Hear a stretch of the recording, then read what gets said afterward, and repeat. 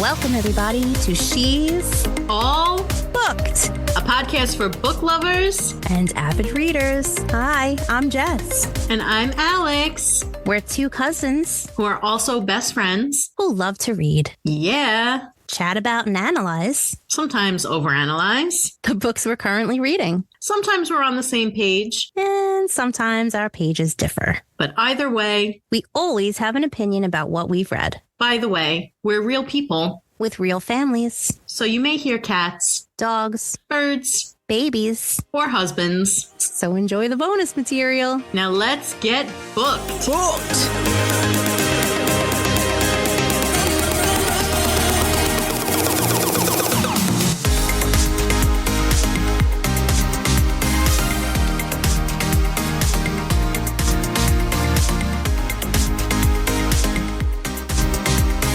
Hey, listeners, stick around at the end of this episode for some bloopers and bonus content. Hey, listeners. If you're enjoying our podcast, please give us a 5-star review on Apple, Spotify, or your preferred streaming service to help us reach more listeners and spread the word about our podcast. Hi, everybody. Hi, Jess.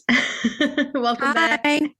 Hi, Alex. Welcome back, everybody. Another Poddy'sode. Another potty episode. So, well, we just talked about this, but I did watch the Barbie movie. So just to update all of you guys, and I did like it. It was good. It was really funny. And it did have some really good feminist themes for anybody that is into that. Yeah, I knew you would like it. Yeah. And we did talk about how we protested watching that for the longest time. Yeah. Because we were so against it only because they kept throwing it in our face everywhere. It was like, watch the Barbie movie. We were like, no. It was extremely highly marketed, just like Fourth Wing. And I was nervous. So.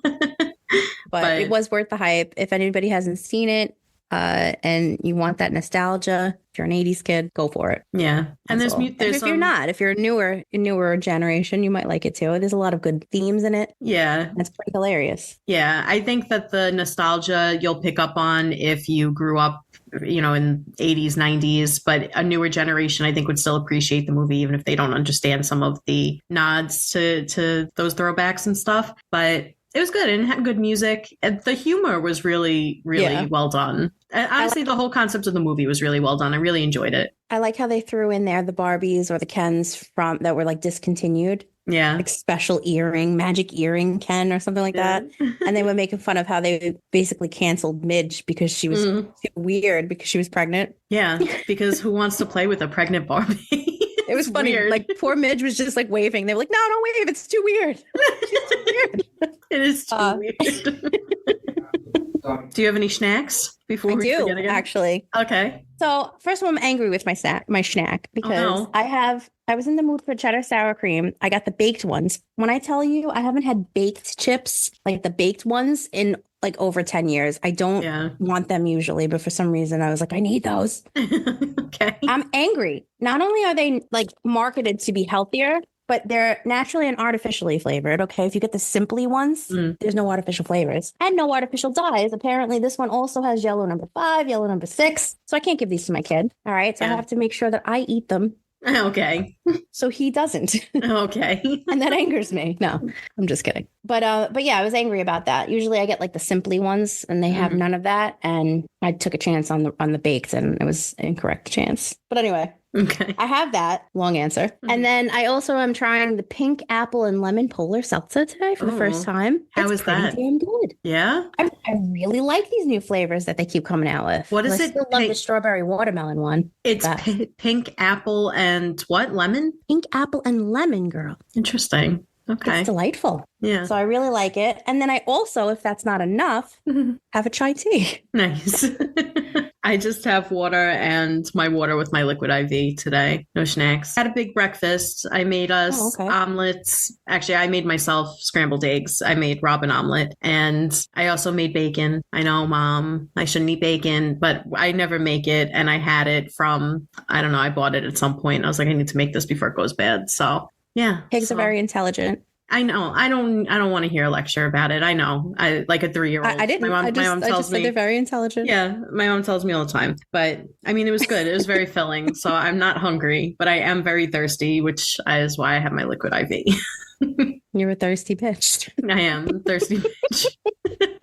I did want to tell you about this hot chocolate dip that my friend Jen made. So I went and hung out with my friends Jen and Gina last weekend. I don't even remember when it was. Last Sunday. And Gina and if you were with us last season, you know what that reference is. Or if you don't, it's when we did that theatrical read and we just decided to name the person that was Gina. Gina. That's all. Yeah. Anyway, it's okay. Anyway, she had a really nice spread of food and everything. But for dessert, she made this hot chocolate dip. It was Cool Whip with a couple packets of hot chocolate mix, just mixed together. And she threw in some mini marshmallows and she served it with graham crackers. And it was so freaking good. And I haven't stopped thinking about it since. Wow. I know, because I want it. I can't and I shouldn't, but I want it. And it was just such a delight. And I just wanted to share that because it was so good. And also just as a nod to our Books with Cooks, it's something I probably would have brought up at some point. So I just wanted to update you and the peeps about it. And if you're interested in trying it, I highly, highly recommend. Yeah, I told you I don't really love Cool Whip. Cool Whip. But I do think that sounds freaking amazing, and I would try it in some other capacity, maybe. Yeah, I don't know. Maybe I mean I have all the things if I make a homemade whip. Yeah, whip. But it sounds really freaking good. Yeah, it was a delight. I've never heard of such a thing. Hot chocolate dip. I was like, excuse me. Yeah, it was so good. What did you just say to me? It wasn't super sweet too, which is what I liked about it. It was, it was a little sweet, obviously, but it wasn't like super. I tasted like hot chocolate. Yeah, kinda. It was amazing. Why A, it's called hot chocolate dip. Yeah. And B, you liked it because we love hot chocolate. I love hot chocolate. Yeah. And we always think of the hot chocolate. The hot chocolate. Yes. No other hot chocolate obviously will ever compare to that, apparently. No, it was the best hot chocolate I've ever had and will ever have. I've already predicted for the rest of my life. Shout out to Torcello. What up, Torcello? Yeah, in Italy. If anybody's planning a trip to Italy, you're going to Venice and you want to take a trip to one of the islands there, Torcello, get yourself some hot chocolate because it was the best goddamn hot chocolate we've ever had. And let me tell you, that's the island that people don't necessarily go to. Mm-hmm. We wouldn't have gone there because everybody goes to the one that makes the glass blowing. Murano. And the Murano one that has like all the cute little colored houses and the laces and stuff like that. Mm-hmm. People usually just go to those two and skip the others. But I had actually, so random, I had actually gone to my ENT, an ear, nose, throat doctor, like 2 months before me and Alex went there. And I was telling him we were going because he goes all the time. And he was like, oh my God, you need to go to Torcello. It's like the best island in the world there. He's like, nobody goes there. I was like, okay. So I added it to our little thing. And he was correct because had we not, we wouldn't have realized that that is where the best hot chocolate ever is. Apparently. Yeah. And they also had goats and sheep and I know. little animals. I was rubbing on their little heads and stuff. They were so friendly and cute. Yeah, it was nice. I want to go back there. I know, me too. There was so much. First of all, it was a little island. They had like a museum. We didn't go to that. There's other things to do there that we just didn't see. And you fell in love with a little puppy, like a doggy there. A little Jack Russell. Yeah. Yes. Yeah, I did. Mm-hmm. I got like the prettiest rosary beads there. Mm-hmm. Yeah. I love that place. Updates or anything? Well, yeah, I'm halfway through on Ruthless Vows. Okay. One thing exciting happened so far. I'm not going to say. Yeah, don't spoil. I won't. But one thing actually was entertaining and very exciting. Okay. Halfway through and there was one exciting thing. Yeah, like there was one scene where I was like, ooh. And then that was it. Yeah. Yeah. So we'll see. I'll be starting that in a few days. I'm going to start Remarkably Bright Creatures tonight. Yay. Yeah, and The Frozen River, I'm going to start as well. I think Remarkably Bright, you won't be able to put down, so you'll go through that pretty fast. I have a feeling I'm going to read that quickly. Yeah, I was fully invested in those characters. So yeah, I have a feeling Ruthless Vows will be a pretty quick read too, even though it might be a little boring from what I'm hearing. But I think her writing is like easy to read. So it's not something I'm expecting to be like, wait, what's going on? The Frozen River, I don't know anything about Ariel Lawhan. Right. So I don't know. Hopefully. I start that next. Yeah. Yeah. I'm excited to read that. It looks like it's going to be really good. Yeah. And interesting. I don't know. She just seems like basically she's going to unlock some mysteries for town. And I like shit like that. So we'll see. Yeah. Plus, she finds a frozen body. All I know about is that she finds a frozen body in a river. Yeah. Yeah, I think it's a mystery, a historical fiction type of mystery. So. Yeah, it's a historical mystery is what it's listed as, which I never heard of that genre, but okay, I'm down for it. Yeah. I feel like historical fiction just means that it takes place in the past, and it's mostly just going to be a mystery that takes place. Like, I don't know what decade it takes place in, maybe the 40s or something. I don't know. I guess we'll find out. No, it's I think it's like 1780 or something. Oh shit, really? Something really back in the day. Either that or that's when the body was in the river. Was just okay. I'm not sure. I just know it's got like some kind of old school vibe. Huh. Okay. By the way, for anybody who didn't know, and now you do, just so you know, we did start a new book club. I'm sure if you do know already that you've heard this 10 times, and I'm sorry. But hey, we started a new book club. Yay. It's called No Shelf Control. And our first book that we're reading is for this month is by Ariel Lohan, like we've been saying, The Frozen River. And we are going to give you a little update. We are going to, since the month is running out already, can't believe that, how fast this month went. But we're thinking of doing something next week. So maybe we'll have something simultaneously come out on Wednesday. We are going to be airing the book of the month. So perhaps we'll have a mini-sode, our first little mini-sode about the book for the book club for this month. And they'll be pretty short, but just a little summary for you. And basically what we do already with our summaries, but that'll be our episode. So if you are reading along with us, you'll want to have that done by the 31st. And we may or may not come out with some kind of maybe a TikTok live on it or so. If we do, we're planning to probably do that on the 30th, but we'll let you guys know on TikTok when that'll be. And definitely keep a lookout for a little mini-sode, like Jess said, on the 31st. It won't be super long. We'll release it simultaneously, probably with the book of the month. Yeah, and we'll let you know exactly when we know for sure what time that should be around. Mm-hmm. You know, I don't know what time we have. For the TikTok live. Yeah. No, for anything TikTok related, we'll post that on TikTok, and maybe we'll throw a mention in in the next episode or something. But if you're looking for updates for TikTok, you can find that all on TikTok. Yep. And remember, we changed our name. So it's She's All Booked Podcast on TikTok. So I looked it up and it's 1748. Oh, sorry, 1789 in Maine. Told you. Yes. Yeah. And it says that it's inspired by the life and diary of Martha Ballard, who was a renowned 18th century midwife. Yeah. She defied the legal system and wrote herself into American history. So that's kind of cool. Yeah, I like it. Feeling that. Yeah. All right, cool. I'm excited about that book. Yeah. And then next month we have like all awesome books that I'm excited about as well. Yeah. So yay. But we're not going to tell you yet because we change our mind every day. Yeah. All right. So let's go over our questions for this episode. Okay. Obviously, if you heard our Tuesday episode, if you didn't, go check it out. We read Dark Matter by Blake Crouch. Dark Matter, not my favorite. Yeah. But anyway, if you want to go read that, we'll try not to do many spoilers in this episode. We're just going to have some fun with the book. But you might want to read that before you get to our spoiler section on Tuesday's episode, if that's something you want to read. Otherwise, we're going to try to stick themed with the book as usual. So our first question, Alex, if you could travel to an alternate reality, would you? Yeah. I think I'd check it out. Why not? As long as I could come back. I think it would be interesting to see alternate realities. Right? I think that would be fun. No? I like my reality. All right, that's fine. I mean, I'm not saying I don't like my reality, but I think I would just be curious. Yeah, I would be curious to see. I mean, after this book, what if I can't get back? Yeah, well, that's the caveat. I would have to be able to come back whenever I want. It wouldn't have to be a hassle. It would just be like, oh, let me go see what that's like, and then I'm going to go home. Exactly. Yeah. So obviously, if there was some kind of AI program that you could just jump into, and you would do that. Because you get to be somebody else for an hour or go into a different version of yourself for an hour or something like that. And at least at the end you come back. Yeah. Yeah. Otherwise, if it was this exact machine, kiss my ass. I'm not going in that box. I would go in the box as long as I could get back. Like the box stays and I get back in the box and I come home. I wouldn't mind actually going. I think that would be really cool to see what a different reality would look like. Not just for me, but just in general for the world as a whole. What's in the box? Yeah. What's in the box? If you were being chased by multiple versions of yourself from different realities, what would you do? I would fucking run to the doctor immediately and be like, check my head. This is something wrong. Something wrong with me. Yeah. What's happening to me?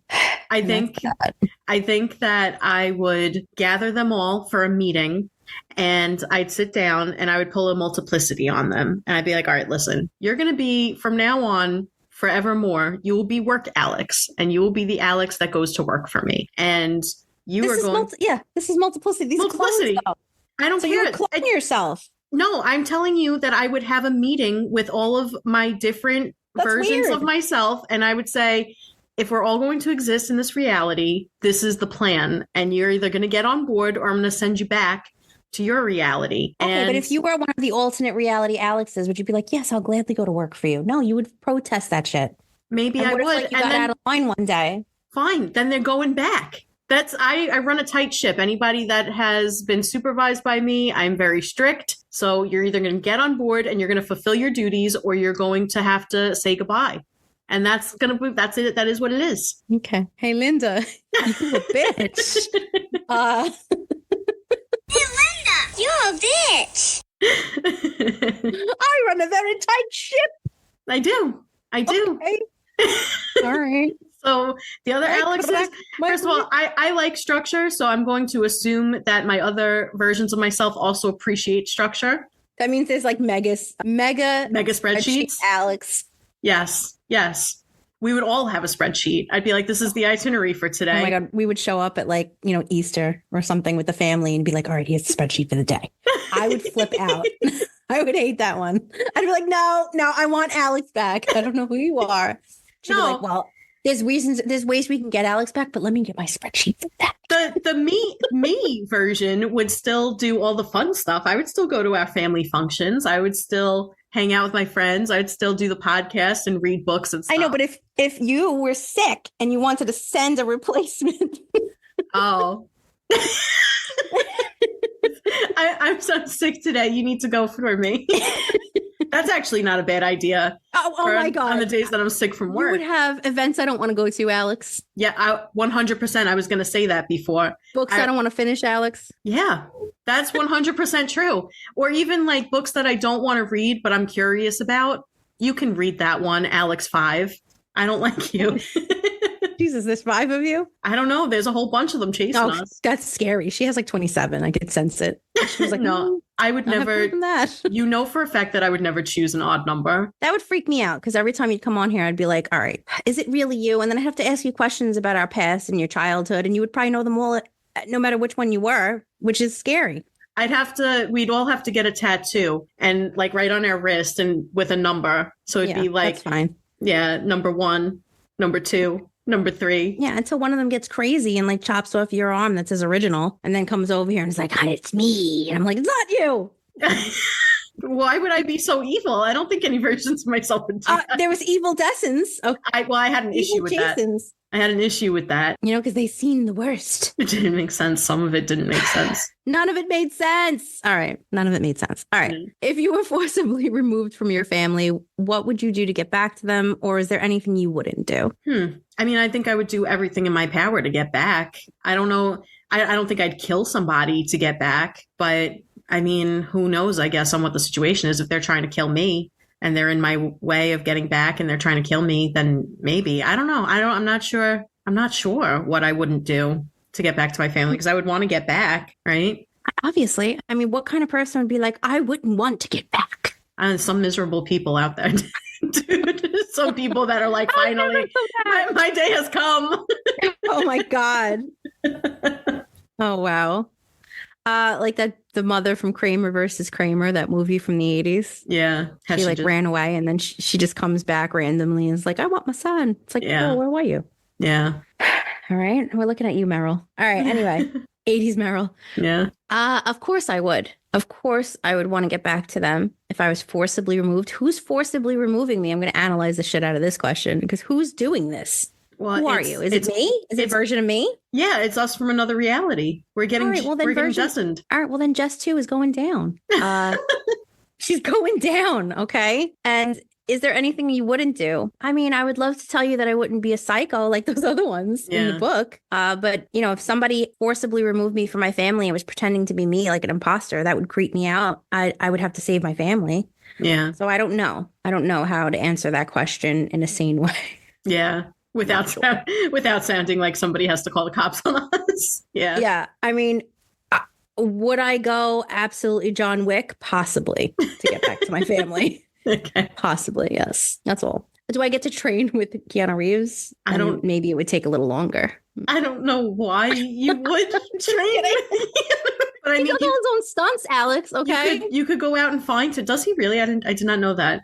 But yes, he's wonderful. You can make it a point to go out and find him. This will be your ninja origin story, where you travel. You're removed from your home. You have to travel across a vast land to find the great fighter Keanu Reeves, and you'll train with him, and there'll be a nice montage, and then we'll see you coming back and fighting off all these whoever you need to fight to return to your family. It's like Taken and John Wick all kind of like meshed into one, with some also, ninja stuff, and like Kill Bill, obviously Matrix, obviously. Sure. Yes. Okay. I know kung fu. Show me. All right. I do like this version of myself. That was fun. Yeah, I guess. Yes, I would do that. I couldn't, but I would. Yeah, that version of myself not only trains with Keanu Reeves, but then goes into another room and trains Kill Bill style and gets my own samurai sword, and then goes into the next room, and some reason creepy Tom Cruise is there, and I'm training with him because he does all his own stunts too. Yeah. I watched something the other day with him, and I was like, hate him or love him, because I was like, he's an alien. Hate him or love him. And this, he's got balls for doing this. And he was jumping off of a cliff 6 times in one day to get a 5-second shot for a movie. Yeah. Yeah. And I was like, wow, that's pretty badass. Yeah. But he still has to step on a stool because he's 5. Oh, stop. Anyway, he's an alien, people. He's a little green alien under a suit. Oh, stop. Leave Tom Cruise alone. He's creepy. Did you not see the South Park episode? I did see the South Park Come episode. on, they know. Dad, Tom Cruise won't come out of the closet. What? Tom Cruise locked himself in my closet. He won't come out. Mr. Cruise? Mr. Cruise, come out of the closet. No. Come on, Mr. Cruise. This is ridiculous. I'm never coming out. What did you say to him? I just told him I thought Napoleon Dynamite Guy is a better actor than he is. Oh, boy. By the way, speaking of South Park, you said the word montage, and every time I think of two things whenever I hear the word montage. One, I think of the song from Team America, "We Need a Montage," because that song's hilarious.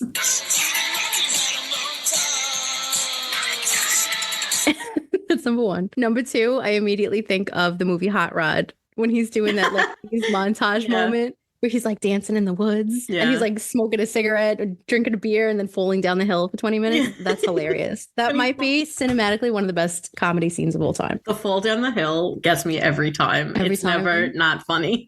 It just doesn't end. Like he said in an interview that he wanted it to be the longest fall of TV history. So it just keeps going, but he's like doing these sound effects. It's like, oh. It's just hilarious. It's amazing.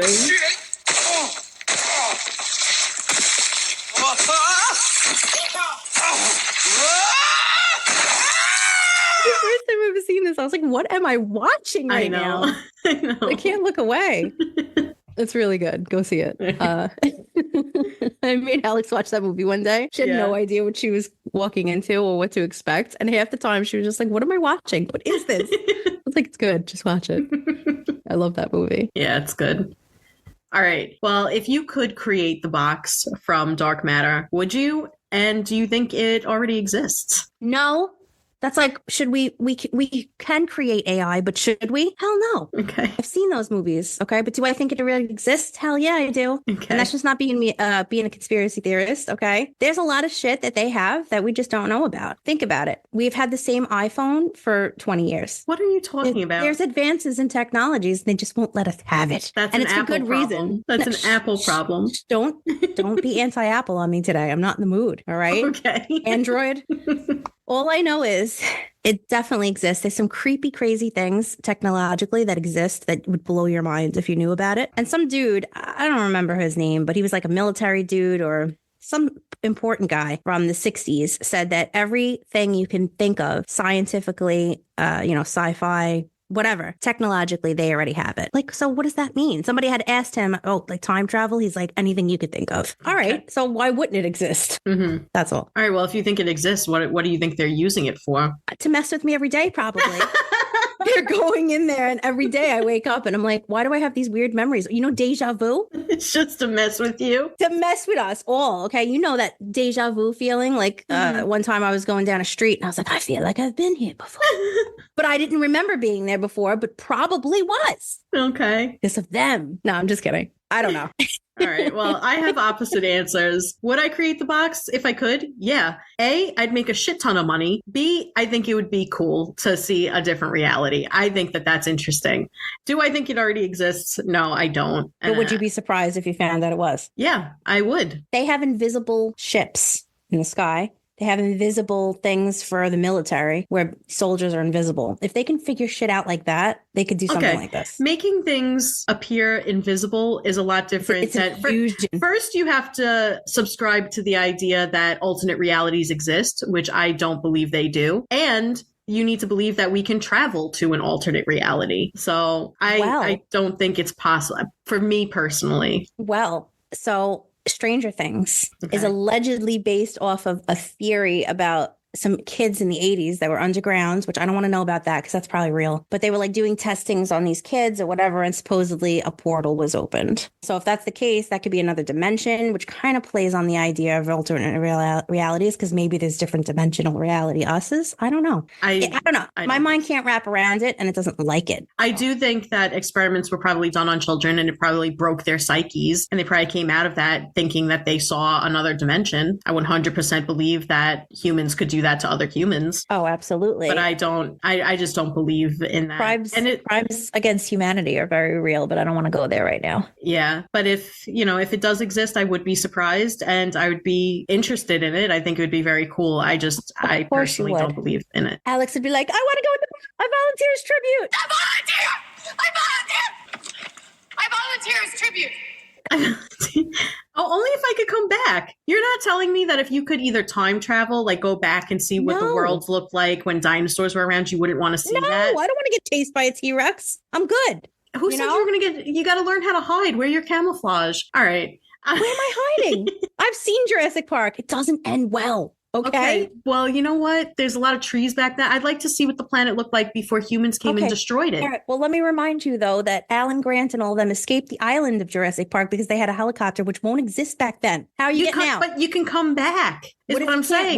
What if T-Rex's fat foot, giant foot, steps on your vials of crap that you need to get back with? Well, then so be it. Things happen. But I guess I'm going to become a dinosaur person, okay? What, we're going to come find you and you're going to be like...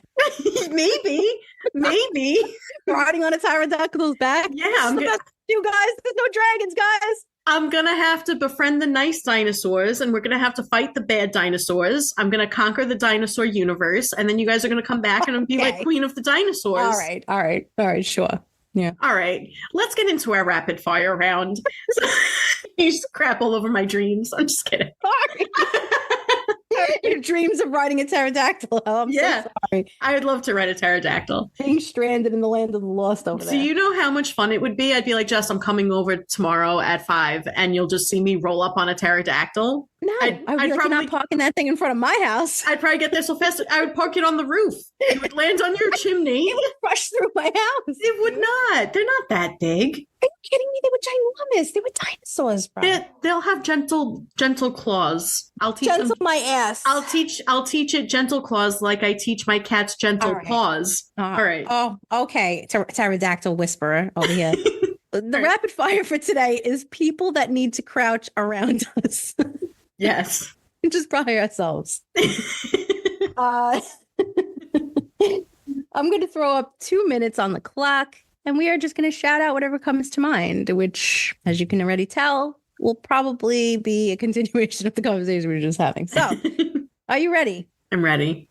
Okay, as am I. So, 3, 2, 1, go.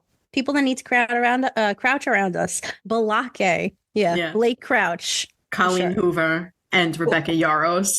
Oh, yes, definitely. After the second book, Emma to crouch. Emma Roberts and Kristen Stewart. Emma Roberts. I mean, I don't wish her any ill will. I just want to be. She doesn't have to crouch around me. I just when I see her, I want to be like, stop acting. Just stop it. Okay. Stop making movies. You'll never be your aunt ever. Just stop. Okay? But my dad was an actor. No, he wasn't. He was also Eaton on South Park. All right, I'm done. Eat Eric Roberts. Yes, of course. Nobody gives a shit about Eric Roberts. All right. Animal abusers. Oh, pedophiles. Child abusers. Pedophiles. Anybody, crimes against humanity people, all people like that. Rapists. Yes, murderers. Yeah. Unless it's, in self-defense. That doesn't count. Okay.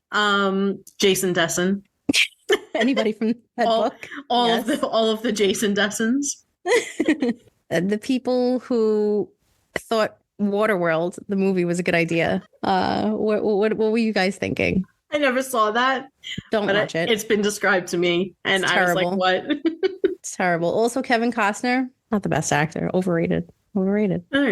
I don't have a problem with Kevin Costner. Oh, she got insulted. All right. I'm not insulted. I know you love Nick Cage. He doesn't need to crouch around me, though, because I find him funny. I think Nick Cage is hilarious. Who else needs to crouch around us? There's some people that I won't mention that need to crouch around us, but I won't give them the satisfaction. So. There's some real life people that need to crouch around me, but I won't name them. Right. And some people who recently wrote memoirs that just really need to crouch. Okay. That's it. Time's up. Oh, okay. That went fast. Yeah. Well, there was a lot of people I could have rambled off with, but I chose not to. Yeah. So. I know exactly what you're thinking. Oh, yeah. After a while, I was getting literal stumped because I was like, I don't want to mention those people because I'm not mentioning you. You know who you are. All right. But I think we covered all the major basics. Yeah. The major names that should crouch around us. That's right. All right, it's word of the day time. Word of the day. Yes, word of the day. Yes, word of the day. Word to your mother. All right. Oh, boy. All right. Alex is definitely in timeout. First timeout of the season. Oh, no. So our word of the day today is, oh, God, schmaltzy. Schmaltzy. Schmaltzy. It's spelled SCHMALTZY. It is an adjective, and it is pronounced schmaltzy, as in vision. Okay? Schmaltzy. It means overly sentimental, especially with regard to music or art, tastelessly overdone, which reminds me of like tacky, right? Yeah. Yeah. So there you go. An example would be, although Libby loved her great-grandfather, she found his schmaltzy taste in music hard to bear. Okay. I mean, so don't listen to his music then, girl. I know. Well, she probably didn't have a choice because it was her grandpa probably just playing. All right, I don't know why I'm giving this character why is a backstory. Her name is Libby? Libby? I know. It reminds me of Sabrina the Teenage Witch. You remember that show? Yes, of course. You remember Libby? Yeah. So I have an example for this book. Blake Crouch wrote a schmaltzy love story between Jason and Daniela. Yes, very ick. Yeah. Very ick. I will say that since we were talking about Italy before, we went to see some really amazing historical cathedrals and stuff like that. Although I will say the taste of that time today in a modern world is a little schmaltzy. Okay. All right. You know, not necessarily the drawings, the paintings on the roofs and stuff like that. That's pretty cool. No, you're talking about all the gold just and the stuff. Gaudy, overdone stuff. Yeah. Things like that. All right. Well, here's some trivia about the word schmaltzy. It first appeared in 1934 from the Yiddish word schmaltz, which means rendered chicken fat or literally rendered fat. Okay. The word is informally applied to anything overly sentimental or corny. Oh, okay. So sometimes dads tell schmaltzy jokes. Right. Or old movies that we find amazing and nostalgic today may seem schmaltzy. Super schmaltzy. Mm-hmm. Yeah. Especially Don't Tell Mom the Babysitter's Dead, which I watched again recently. I love that movie so much. It's so old. Yeah. But it's very schmaltzy. Yeah. So that was funny though. Yeah. All right. Well, there you have it. There's your word of the day. Try to use it if you can. And I think I will. I think I'll start using this word. I kind of like it. Schmaltzy. Don't be so schmaltzy. Don't be such a schmaltz. Yeah. Every time Rob tells me a dad joke, I'm going to tell him it's schmaltzy. And he's going to be like, what is that? What is that word? I like to shorten my words, so this is going to turn into a noun for me. Yeah. You're a schmaltz. Definitely. You're being a real schmaltz. A schmaltz dog. Instead of like a corn dog. All right. You ain't nothing but a schmaltz dog. Oh my God. While you're trying to improve your vocabulary with the word of the day, you can also use this speech series to enhance your other speech. So instead of saying exaggerate, you can say embellish. So for example, Jess will exaggerate the number of times she uses the word schmaltz in the next week. And instead we can say, Jess will embellish the number of times she will say schmaltz in the next week. It makes it sound so much classier. So much. Yeah. I love it. You can insult somebody, but sound really classy and they won't even know. Yeah. You can be like, oh, John, you're such an embellisher. Oh, thank you. But really, you're insulting them. Yeah. You embellish so. I love it. I think embellish might be one of my favorite words. I do use it often. I don't really use this word a lot, but I do use exaggerate quite a bit. So I'm gonna have to start changing it up, enhancing my speech. Yes. I actually have a fun fact about the word exaggerate. In high school, I was texting my boyfriend at the time, and I said something about exaggerate, and he was like, "What is that word? What is that? That's not a word." And I was like, "Okay," and we broke up shortly after. Wow. That's like Doug and the reindeers, but we didn't break up. Reindeers? Yeah, when I first met Doug, I think on one of our first dinner dates, we had a conversation about deer, and I said something blah, blah, blah, reindeer, and he was like, reindeers aren't real. They're only Santas. And I was like, no. No. I was like, reindeer are real. They're a different class of deer. Yeah. And he's like, no, they're fantasy Santa. I was like, no, actually, you're incorrect. Oh, God. You are incorrect. But anyway, That's fun amazing. conversation, amazing memory, still with him. And do I use that all the time against him? Of course I do. Every Christmas it's brought up. Every Christmas. Amazing. Not reindeer, not just for Santa.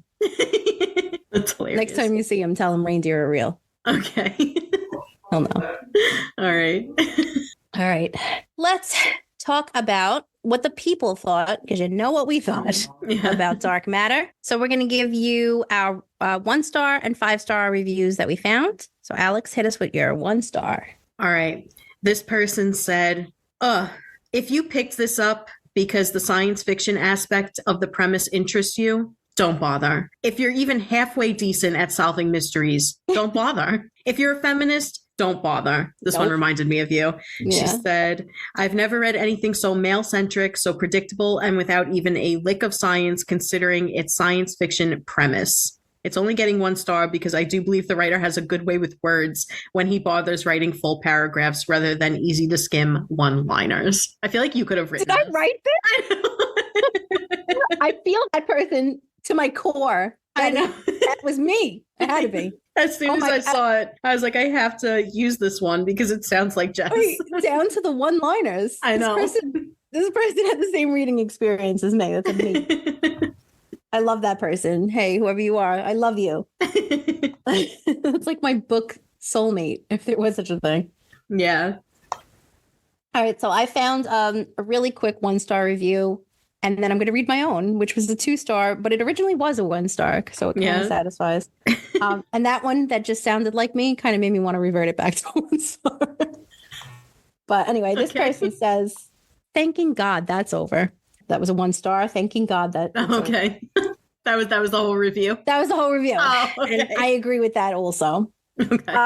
So here's my review. It's very, very long. I'm not going to read the whole thing because it has spoilers a little bit in it, but I will say a little bit of it. And it says, I rarely write reviews, but felt compelled to write this one for this book. I feel this book hates women. This is the most male-centric book I've read in a while. Same term and everything, she said. Storytelling was terrible. Call me crazy, but I actually prefer reading full sentences. This felt like a mashup of parts of different sci-fi movies I've watched with the same plot, but the author just changed bits and pieces to sound more scientific instead. And honestly, it made it confusing and boring to read about, in my opinion. It was dragged out and predictable. The main character was insufferable, and none of it made sense. So there's more to it that I'm not going to say, but that really sums up my feelings right there. Yeah. There you go. All right. What's your 5-star? because apparently there are people that really thought this was the best book ever. Yeah, there were quite a bit of reviews raving about this book. So this person said, even though this book is science fiction, it reads like a thriller. It's fast-paced and relentless in its drive to propel the plot forward. The action never stops, and the intensity just builds and builds. Every time I think I've got a grip on what's going on and where the story is headed, something happens that I didn't see coming. This book is the rare one that's got something for everyone. It mixes together a variety of genres, science fiction, thriller, suspense, mystery, and romance, and it does so seamlessly. So. Yeah, I don't know. You win nothing. You lose, sir. Yeah. You know what I'm talking about, right? So you get nothing. You lose. Good day, sir. Was it Billy Madison? No. No, what is it? No, Charlie and the Chocolate Factory. Oh, okay. He's like, you get nothing. Yeah. You lose, sir. I love that. But also, yes, I feel the same way. That person is wrong. Okay. Yeah. All right. This is the 5-star review I have. It says, final thoughts on Dark Matter by Blake Crouch. 1. Why are there only 5 stars? This is a 1 million star book. Oh, okay. Really? Have you ever read any other books? Was this your first book that you read? 2, what in the actual fuck did I just read? So you don't even know what you read. Yeah. And you're like, millions of stars. Jeez, okay. 3, I can't actually review this because no reader deserves to have any part of this given away. But all I want to do is talk about this book. But you don't because you're not. And 4, this review is so nonsensical here. Yeah. If you're looking at this book, absolutely do not go looking for spoilers or other reviews that might give anything away. Just read it. Go in with a clean slate without any knowledge of what's to come. It's an insane ride from start to finish. What I'll say is that my heart was literally and actually pounding the entire time I read this. This is a wholly original, unique, and truly phenomenal story. Quite possibly the most spectacularly singular story I've ever read. Wow. This 10,000% lives up to the hype, and everyone should read this. Holy freaking moly. Wow. Okay. I'm convinced that person was either high or drunk. Okay. Has never read another book in her lifetime. This was her first book ever. Yeah. Never read another thriller for sure. This was definitely the only thriller she's ever read. Yeah. And she definitely doesn't watch movies. So. The fact that she considers it to be very unique is very interesting because it's not unique. There's nothing really that you haven't seen before in this book for the most part. The most alarming thing in that whole thing was that she gave it 1 million stars. Yeah. Yeah. And said she's never read another book in her life. Either that or every book that she has in her possession is in a language she doesn't understand and she can't physically read. Okay. And this was the first one in English that she's received. Okay. That's it. I can't possibly think of why this woman would give that 1 million stars, but good for her. Good for her. We're happy that people enjoy it. Yeah, we're happy for you, but here's what we think. With you. Here's what we think, okay? Dark Matter. It's the Family Man, but reversed. Literally. Jess and Alex, but mostly Jess. Because Alex never seen The Family Man. Yeah. Come for the premise. Stay for the Schrodinger's cat of it all. Jess and Alex. I hate that experiment. Yeah. Blake Crouch writes a novel with prose and characters as interesting as lint on a rock. Jess and Alex. Jason is mad because Jason, too, told their mom that he sent him to an alternate reality, but it's actually Jason 3 and 13. Find out more in Dark Matter if you're not already confused as fuck. Jess and Alex. Hey, do you love cliche stories and hate women? You love Dark Matter. That's just me. Just Jess. Is that an alternate reality traveling box in your pocket? Or are you just glad to see me? Read Dark Matter to find out. Jess and Alex. Don't need to read a book with full sentences? This one's for you. Blackie Crotch, king of the one-liners. Jess and Alex. Fun fact, I said crotch by mistake when I was writing this with Alex yesterday. And it was just going to be Blackie Crouch, but crotch was much more fun. Yeah. That's all. All right. And then just on the fly right now, when I was looking through the reviews before and somebody was like, this is like Inception. It's not like Inception. It's nothing like Inception. That's another movie that is like, okay, another possible inspiration. Not unique. That's all. Yeah. All right. I've hated on this book enough. Crouch knows what he needs to do around me. Yeah. And that's that. All right. Well, let's move on to something more fun. We're going to have another mini segment of Unlyrical lyrics. Holy whack, unlyrical lyrics, Andre. You're fucking right. And because this book was all about a stranger impersonating his doppelganger, you know, we're going to In his own house. In his own house. We're going to do Stranger in My House by Tamia.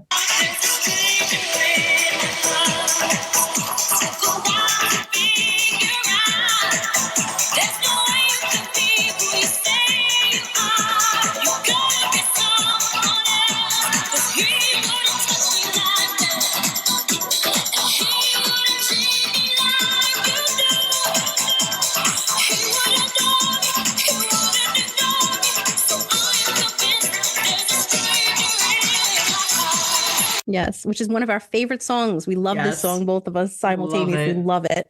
Yes. Love, love, love. It was actually even dedicated to me at a wedding. Yes, it was. I friggin' love this song. All right. So we are going to do a dramatic reading, as you know we love to do, of this song. Alex, are you ready? I'm ready. Okay. If you don't know the song, I'm sorry, because this is a really good one. Please pause here and listen to it. Get into it. Like blast that in your car. That's all. And then come back. Welcome back.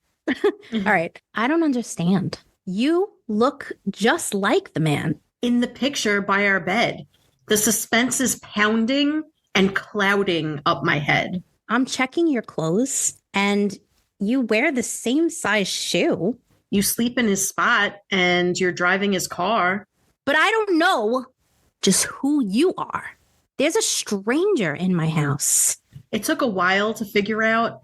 There's no way you could be who you say you are. You gotta be someone else. Because he wouldn't touch me like that. And he wouldn't treat me like you do. You do. He would adore me. He wouldn't ignore me. So I'm convinced there's a stranger in my house. So I'm not sure who you are. Don't see your shadow around when you walk? That's creepy. You leave with no kisses, goodbye with no words. If these walls could talk, they would have nothing to tell. So what could it be? Is there someone imitating me? Could she be taking my place? Look me in the face and tell me that I'm wrong when I say there's a stranger in my house. It took a while to figure out. There's no way you could be who you say you are. You gotta be someone else. 'Cause he wouldn't touch me like that. And he wouldn't treat me like you do. You do. He would adore me. He wouldn't ignore me. So I'm convinced there's a stranger in my house. Pop quiz. Tell me where we first kissed. Tell me where my spot is. Tell me if I liked it, loved it. Or could it be that the stranger is me? Have I changed so drastically? Is it I want more for me? And you remain the same. It took a while to figure out. Yeah, you can't be who you say you are. You gotta be someone else. 'Cause he wouldn't touch me like that, and he wouldn't treat me like you do. He would adore me. He wouldn't ignore me. So I'm convinced there's a stranger in my house. Woo! Took a while to figure out. It took a while to figure out. You can't be who you say you are. You gotta be someone else. He wouldn't touch me like that, and he wouldn't treat me like you do. He would adore me. He wouldn't ignore me. I'm convinced there's a stranger in my house. Oh, ooh, ah, ooh, ooh, oh, yeah.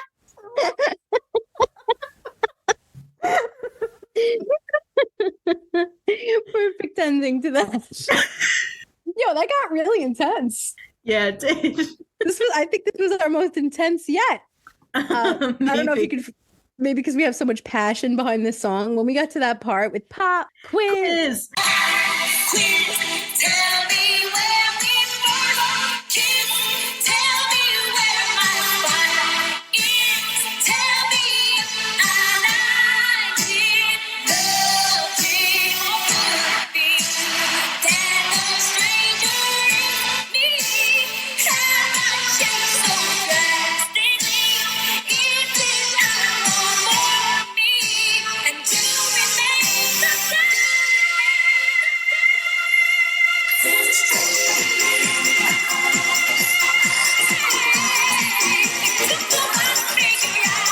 could not sing it somehow in speak form. I know. So. I could tell. I was like, she's just about to burst into song. When she's as soon as Alex was like pop quiz, I was like, ah. Yeah.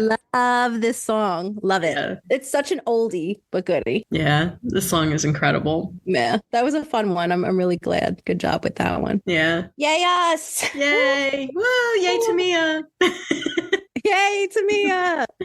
Also, just so you know, if you're new to that song, there are multiple versions. There is the Candlelight original version, which is excellent because she's got a beautiful voice. Yeah, she does. But we recommend the dance version because it's 100%. There's only one way to listen to that song, and it's top volume while you just dance and sing along. It's the only way to listen to that song. Yeah, you must scream sing. Learn the words and scream sing because that is the best way to listen to that song. That's it. Yeah.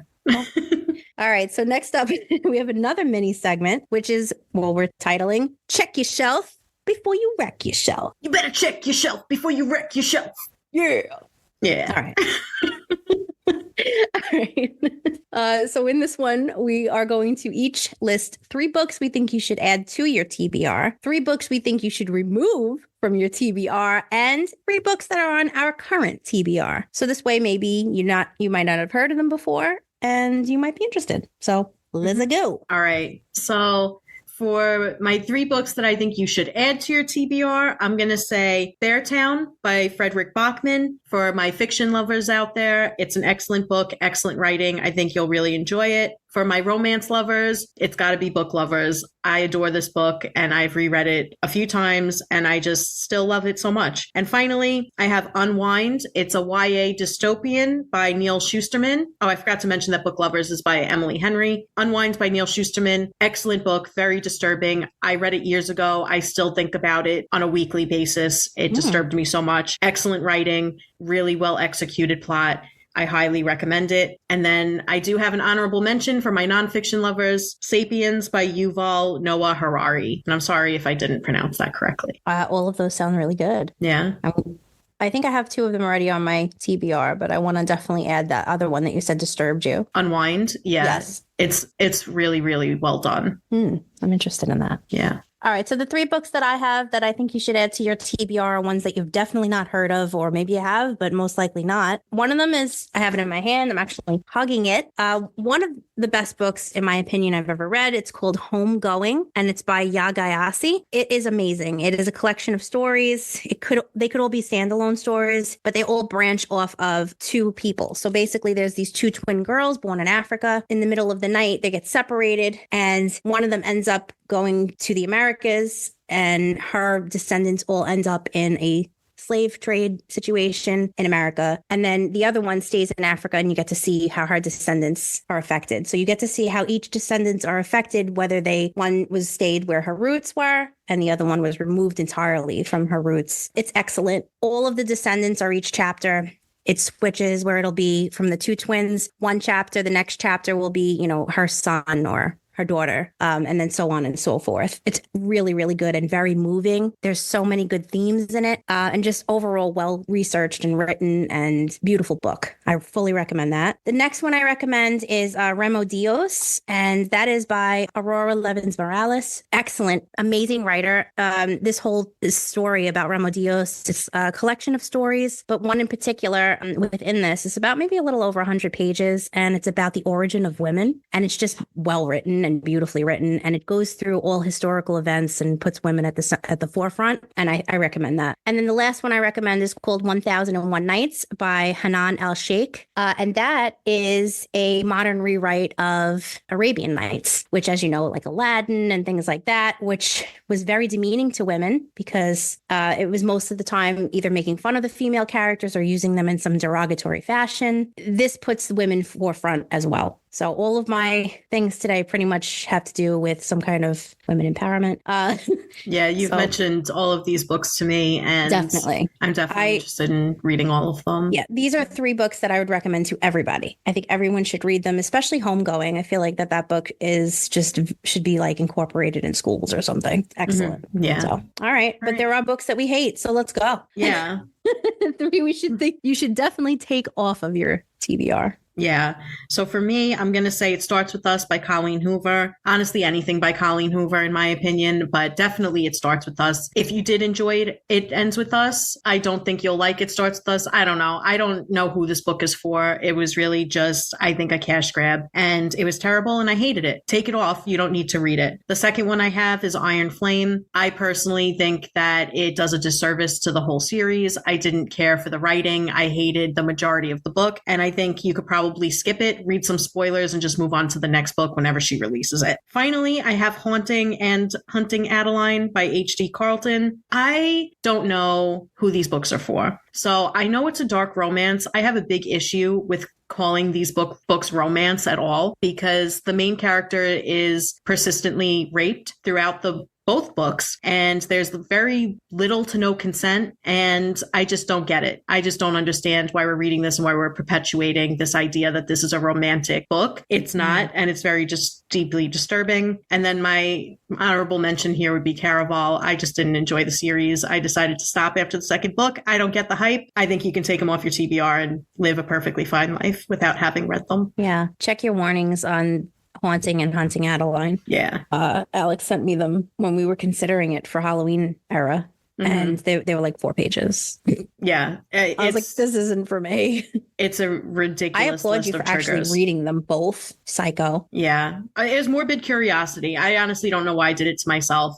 I guess because I'm just baffled, because it gets so many high reviews on TikTok. People love the series. I'm just like, I don't get it. And they love the main male character. And I'm like, he's an actual criminal. Like, what he's doing is, he should be in jail. And it just bothers me that people continue. If you enjoy that, I'm not judging you. I'm judging the fact that this book is marketed as a romance. This is not a romance book. Yeah. So that's all. I'm very passionate about that. No, that's fine, because I agree. Yeah.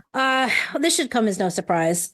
My first one is Dark Matter. Remove that shit. That's just my opinion, though, but I mean, if you are into prose like myself, you won't like it. Just move on. I'm agreeing with Alex 100%. Anything from the Hooves, with maybe the exception of Verity, just remove any other book, because especially just her romance ones, because boo, no. And then I was going to say Iron Flame. I was going to say Iron Flame, actually. Yeah. Because you know what? It really ruined Fourth Wing. Fourth Wing was excellent, and it ruined Fourth Wing for me. So like Alex said, exactly that. If you haven't read it yet, maybe Cliff Notes some things or something and just read the last 100 pages. Yeah. And that's fine. That's it. Yeah. Go listen to our podcast episodes, and then you can just skip it and go to the next book, in my opinion. I don't think there's enough to make you have to sit through that absolute torture of a book. Yeah, the more I think about it, the angrier I get. So. I know. Obviously, because we still rant. Yeah, I know. We will continue to rant about this. Bitter pants. Very, very bitter. All right. And then 3 on our current TBR to share. Alex, you go first. All right. So I have The Will of the Many by James Islington. I'm very excited. I really want to read this book. I've heard nothing but great things, and it's just something I'm really excited to read. It is a fantasy, a political fantasy from what I've seen. And I think it's also takes place in an academic setting. Sword of Kaigon by M.L. Wong. Once again, I've heard that this is an amazing standalone fantasy. And I've had it on my TBR for about 6 months now, and I keep going, itching to read it. So I think I'm going to read that soon. I'm really excited about it. And then finally, I have Scythe by the same author, actually, who wrote Unwind, Neil Shusterman. This has been on my TBR for years. I've been seeing a resurgence of it lately, and people saying that it's absolutely amazing. It's something I really want to give a chance to. I did really enjoy his writing in Unwind. So that's going to be at the top of my list for this year. And then honorable mention for Tress of the Emerald Sea by Brandon Sanderson, because we keep saying we're going to read it and we haven't yet. It's another standalone fantasy. Apparently all these were fantasies for me, but it's my genre. I love it. Not a standalone. I'm pretty sure it has a series with it. No, it's a standalone. I'm pretty sure it's a series, but we'll look into that. But what I do know about it, and it's also on my TBR, I'm very excited about reading it. But what I did learn about it is that he originally wasn't going to publish it. He wrote it for his wife, and his wife was like, "You must publish this book." Oh, really? Interesting. And then he turns it into a series, I'm pretty sure. It is a standalone, but it takes place in the universe of one of his other series, the Cosmere. I don't know how to pronounce the series. Yes. So it takes place in that universe, but it's a standalone book. Okay. But yeah, I thought that was really interesting about the whole, he wrote it for his wife, and his wife was like, what's wrong with you? You must publish this. It's amazing. That's really sweet too. Yeah. Knowing that in mind is why it's also pushed up in my list. I want to read that so bad. Because it wasn't like, for our eyes only. It was for her eyes only meant originally. So I want to read that. Yeah, that's cute. One of the main books, Alex has been hearing this from my mouth constantly, but I want to read Ask for Andrea so freaking bad. Yep. Who wrote that? I don't have the author. I'll pull it up. Okay. Well, Alex is going to get that to pull up. It is available right now on KU. So if you have Kindle Unlimited, you can get it right now. I've already downloaded it. I'm very excited to read it. It just sounds interesting and different. Basically, it is a revenge story where victims of a serial killer come together for revenge. And I'm all about that. The author is Noelle Ihli, I-H-L-I. Ihli? I-H-L-I? Mm-hmm. Yeah. Okay. That sounds about right. Okay. Well, that sounds amazing to me. I want to read that like as soon as possible. Another book that I recommend is Before I Let Go, or at least I will hopefully recommend it. I don't know, but it's on my TBR. Before I Let Go is by, I have it right here. Kennedy Ryan. Kennedy Ryan, yes. Yeah. And it sounds so good. It's like second chance romance. We will be reading that on the podcast next month. And I'm very, very excited. Very excited to start that. I cannot wait. Yeah. I've heard really good things. And then honorable mentions are anything from Alice Feeney. I'm dying to read from her. More from Lucinda Berry. Dying to read more of her. Yeah. And those are thrillers. But another fantasy would be the Red Rising series, which I keep talking about. And I must read immediately because I hear nonstop amazing things. And I need it. I think that's also a sci-fi fantasy, which is cool too. I think so too. Yeah. That's by Pierce Brown. And Pierce Brown. That's on my list as well. That's okay. That's on my list as well. So I know we both really want to read that bad. We do. It's just an investment of time because it's, I think, up to 6 books or something now, isn't it? It's a trilogy, dude. Every time you talk about the series, you add a trilogy. You add another book to it. It's a trilogy. Not, bro. There's like 5. There's not. Hold on. I'm looking it up. I'm wrong. You were right. I know. 1, 2, 3, 4. Hold on.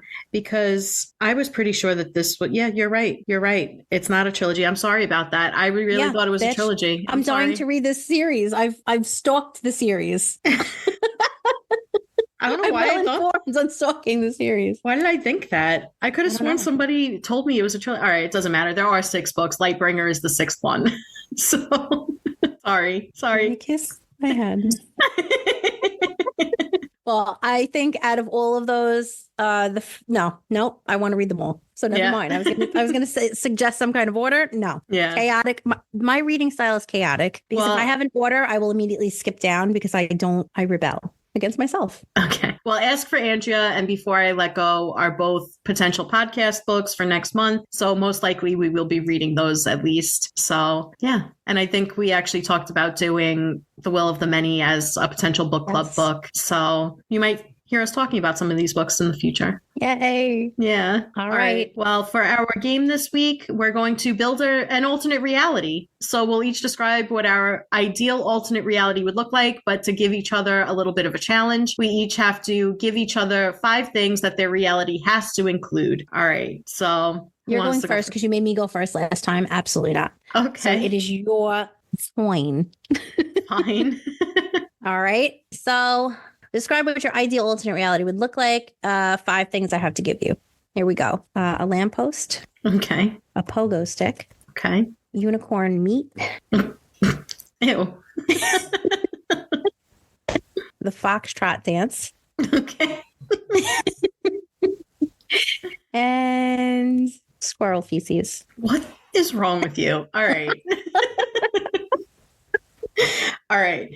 So in my alternate reality, we would still be on Earth, but our primary mode of transportation is pogo stick. So whenever people are commuting, you're not seeing cars, you're not seeing trains, buses, planes, you're seeing pogo sticks. And that's how people get around. But you do have to be careful. There's an infestation of squirrels in this alternate reality. They're everywhere. They've really learned how to populate, and they've learned how to, without cars, there's a lot less dead squirrels around. So, but what you do need to be mindful of is the squirrel feces on your pogo stick, because it can really mess up your day. It can really mess up your stick. That's what she said. And you just need to be careful. All right. So everybody gets along for the most part in this alternate reality. It's kind of like a nice euphoria, with the exception of one group of people. And these are the people that insist on eating unicorn meat. They're kind of like the Voldemorts of this reality. He wants to drink unicorn blood. They want to eat unicorn meat. It's a delicacy. Everybody is against this. These people do it. So they're the main conflict in this reality. And in order to fight them, there has to be a dance off. So everybody has to do the foxtrot dance, and whoever can do it the best while on pogo sticks will succeed in determining whether eating unicorn meat will officially be outlawed. Once that outcome is determined, there will be a celebration. Everyone will gather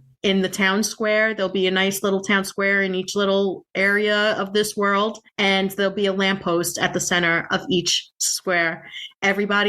First, there'll be a lighting of the lamppost, kind of like the Times Square lighting of the tree. They'll light the lamppost, and everybody will dance around it and just have a jolly good time. And the squirrels are invited. They'll partake in this as well. Everybody that you can think of has a pet squirrel. Once again, you got to be aware of the feces, just clean up after them, be a responsible pet owner, be a responsible squirrel owner, and a squirrel ally in this universe. And this alternate reality would be called Pogo Squirrel. Pogo Squirrel. Yeah. Slogan, watch out for them feces. You did really well with that. Thank you. I threw some left fields at you, but you did it pretty well. I loved the lighting of the lamppost. Thank you. That coming. It was excellent. At the lighting of the lamppost, I was like, that sounds lovely. I want to go. See? Because it's a nice, euphoric kind of little reality where we just celebrate lampposts and pogo sticks and squirrels. Well, I'd live there. What if I just ate, and now I'm jumping on my pogo stick? That sounds, lit. Be a responsible pogo stick driver, just like you have to be a responsible car driver. Stick responsibly. Yeah. Don't pogo while drunk. Don't pogo while super full. Don't pogo where you shouldn't go. Right. Learn to pogo or no go. Right. All right. We are so awful. All right, Alex. Your 5 things. All right. First one is a lightning bolt. The second one is a curtain rod. The third one is a G6 airplane. Geez, so specific. I couldn't say that. I was like, Pacific. Pacific. The fourth one is a Raggedy Ann doll. And the fifth one is a harpoon. Yeah. All right. So in my alternate reality, the sky is not blue. It's pink. A beautiful pink. Beautiful. Yep. Think about when you've looked outside and the sun is setting and you just see that beautiful pinky orange sky. That all the time. All the time. There's always rainbows. There are always unicorns. Absolutely. Nobody eating unicorn meat up in here. Good. However, there is this one issue. Whenever it rains, these giant lightning bolts come out of the sky, which sounds like normal. That sounds like our reality. Only in this reality, it doesn't rain water. It rains Raggedy Ann dolls. They just come flying down from the clouds. They're all over the place. And it's so annoying because people, they're drowning in Raggedy Ann dolls sometimes, and the next day people have to pick them up. It's a whole problem. Okay. They always have to set them on fire. Raggedy Ann dolls up in blaze, it's all crazy. Sometimes they're just dropping bombs from G6 airplanes on these dolls, it gets intense. But other than that, the Raggedy Ann dolls do actually somehow in this alternate reality make the flowers grow. So they are important. Interesting. Yeah. Somehow they don't crush them when they fall. They make them grow. All right. Interesting. Yeah. So, a lot of the times people will be inside their houses. They'll look out from their curtains and they'll see the Raggedy Ann dolls and then they'll help out. They're going to have to go out there every time and they take their own lightning rods or harpoons or whatever they got. And they'll start picking up these Raggedy Ann dolls, and they'll start just, helping out and cleaning up the streets. But other than this Raggedy Ann doll situation, This is the perfect reality. It's beautiful all the time. It's delightful. You walk out and there's just rainbows as roads, like Mario style, Rainbow Road, literally rainbows for roads. It is delightful. Love that. You walk out and daisies and beautiful flowers just fly at you and just collect on you. It's a magical place, and nobody is ever upset or angry. Even when the Raggedy Ann dolls come, they're not mad about it, because they will put them all into one pile on each street, on each rainbow street, set it on fire and have it a siesta every night, like a little fiesta. And everybody comes out, they sing some beautiful songs. The unicorns come out and trot. It's just wonderful. And it's a fantasy place because there are not just humans in this world or animals, but there are not centaurs, but unicorn people. I don't know what they're called, but they live there and they're wonderful. And they're the ones that make up the government. So is it like body of a horse, torso of a man or woman, but with a horn on their head? Gotcha. Okay. But there's also the really elders have unicorn heads and human bodies. That's a little disturbing. But that's how it was in their day. Things are different now. Gotcha. Okay. Gotcha. They're making some changes to the physiology. Correct. That's correct. Okay. And then, of course, this reality world is called It's Raining Ann. Hallelujah. Oh, that could be my mom's theme song. It's raining. It's Raggedy Ann. All right. Oh man! All right. Go there? Would you check out my alternative reality? I would definitely check it out. I think I would hate the Raggedy Ann reign because that just sounds a little painful, and also they're a little scary looking to me. I know, so it's a little disturbing. And I think the people with the unicorn heads and human bodies would freak me out a little bit. But I would definitely visit. I would have fun. You don't usually see them because when you do, they're the government. They're on TVs and stuff like that. So you only see the unicorn head talking at you. You don't see their body. Do they speak the language of the humans or the language of the unicorns? Or does everybody speak the language? Oh, both, because everyone there speaks both. Okay. All right. Cool. It would sound odd to us because they would be like, no. Everybody, it would be really strange for us. But for them, it's completely normal. I mean, it should be. It's their world. But okay. All right. That's enough of that. All right. Yeah. Well, with that. Would you guys go to either of those places? Let us know. Oh, man. All right. Let's go to Doug, and then we'll come back for the upcoming. And now, a healthy chug of Doug. What's going on, guys? How's everybody doing today? Oh, I'm doing pretty good. I went to the gym, got a good workout in. I'm pretty sore right now. I'm gotta tell you, body's hurting. Oh, it's a deep burn. Oh, it's so deep. Oh, I could barely lift my right arm because I did so many. Man, that was good. No, but what's going on? How's everybody doing? I was informed by a little birdie that there was a comment made about me on today's podcast about me not knowing what reindeers are. I have an argument that deer, there's no such thing as reindeer, and they're only Santa Claus's thing. And yeah, I probably did say that. Knowing me, I definitely said that. So I think we're gonna. I am who I am. Reindeer, deer, same thing. No one cares. Let's get into more important issues.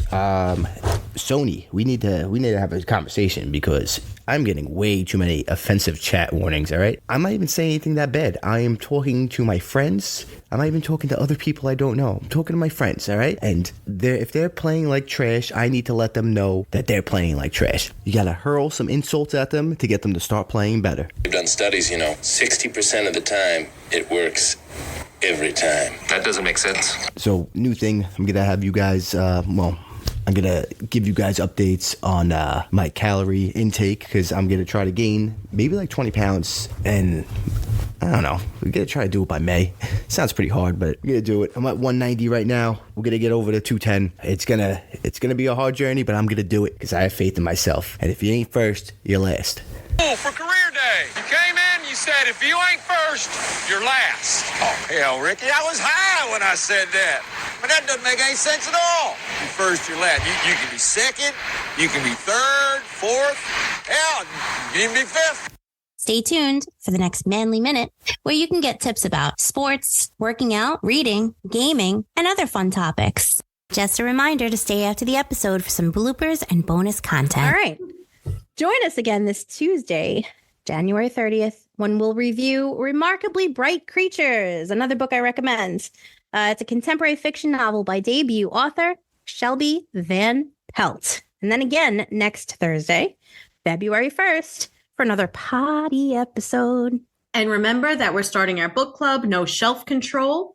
Our first book will be The Frozen River by Ariel Lawhan, and we'll be potentially doing a TikTok live to review that book on January 30th. If so, we'll announce that time and date on TikTok, and we will be releasing a mini-sode potentially on January 31st. That's right. Also on January 31st will be our Book of the Month. Regular episode is scheduled for January, which will be Rebecca Ross's Ruthless Vows, the highly anticipated sequel to Divine Rivals. Yep. So, all right. We're looking forward to all that. All right. So you guys have yourselves a great grand day. All right. Go embellish some shit and don't get schmaltzy. Don't get schmaltzy with us. All right. And we will see you soon. Bye. Bye. We had a good conversation.